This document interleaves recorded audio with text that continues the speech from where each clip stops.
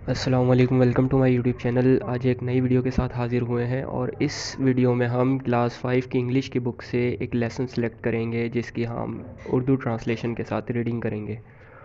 और लेसन का नाम है नताशास डॉल और इसके राइटर का नाम है अलेक्जेंडर अफानसेव।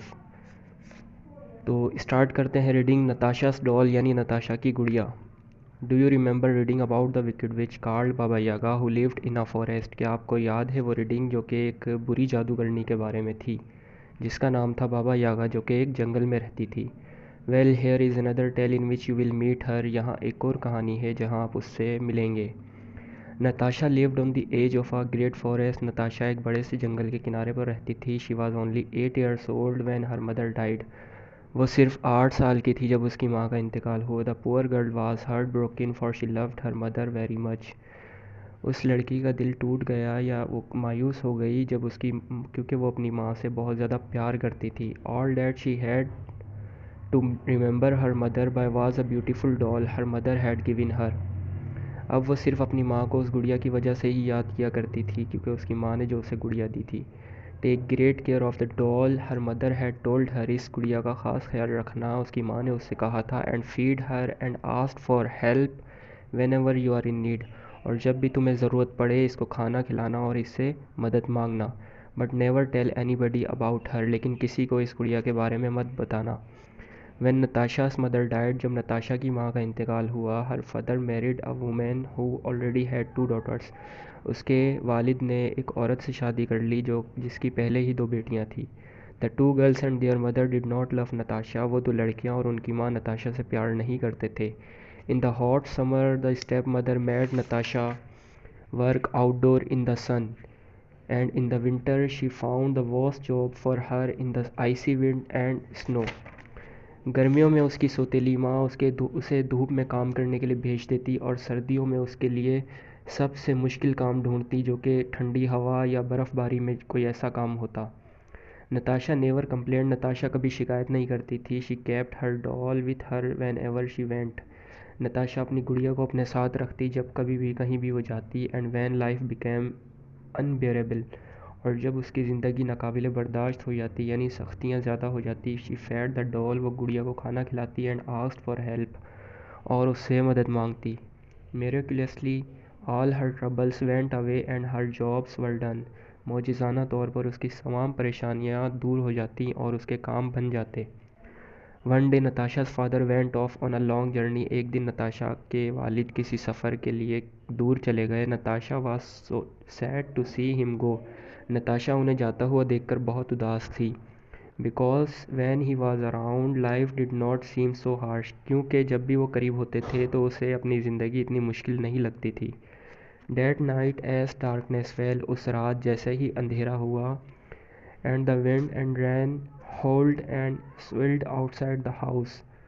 हॉल्ड का मतलब होता है दर्दनाक आवाज़ में चिल्लाना यानी जो तेज़ आंधी की आवाज़ होती है उसके लिए ये लफ्ज़ इस्तेमाल किया गया है।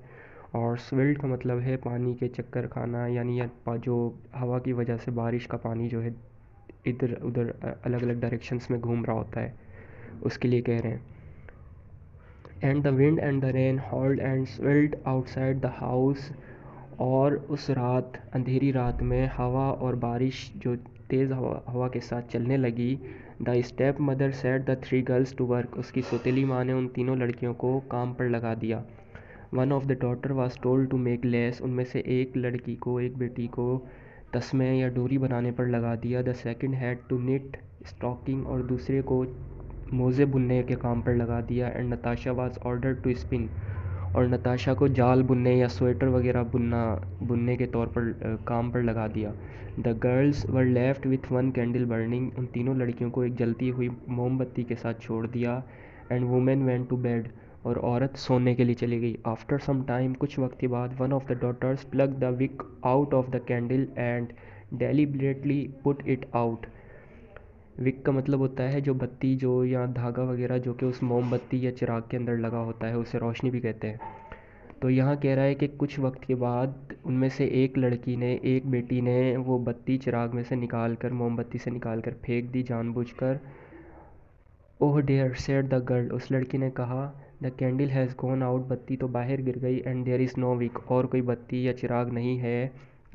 Whatever will mother say when she find we haven't been able to do our work, हमारी माँ हमसे क्या कहेगी अगर हमने अपना काम पूरे वक्त पर नहीं किया। द अदर डॉटर सेड, दूसरी लड़की ने कहा, Natasha go to the Baba Yaga's house and get another light, Natasha तुम बाबा यागा के घर जाओ और एक और रोशनी, एक और लाइट लेकर आओ। नताशा शटर्ड, नताशा कांपने लगी। शी न्यू अबाउट बाबा यागा, क्योंकि वो बाबा यागा के बारे में जानती थी।